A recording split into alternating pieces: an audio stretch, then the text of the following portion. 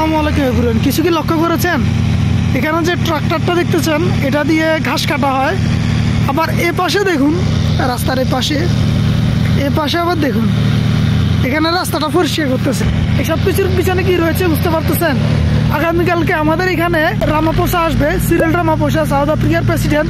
That's why আশেপাশে তো যতগুলো রাস্তা রয়েছে এবং ফুটপাথ রয়েছে সবগুলো ক্লিন করা হচ্ছে, রাস্তাগুলো মেরামত করা হচ্ছে, রাস্তার যত খাদ আছে যত কিছু আছে সব কিছু মেরামত করা হচ্ছে। আর গতকাল থেকে কি স্পিডে কাজ চলতেছে ভাই, প্রেসিডেন্ট আসবে ওই কারণে সব কিছু মেরামত করে ফেলতেছে, জায়গা যাক নতুন করে বলতেছে সব কিছু।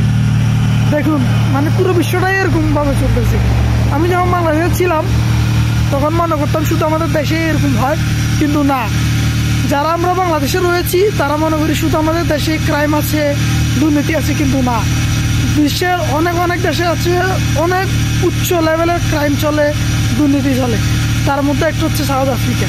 যাই হোক, ভালো থাকবেন, সুস্থ থাকবেন। আল্লাহ হাফেজ, আসসালামু আলাইকুম।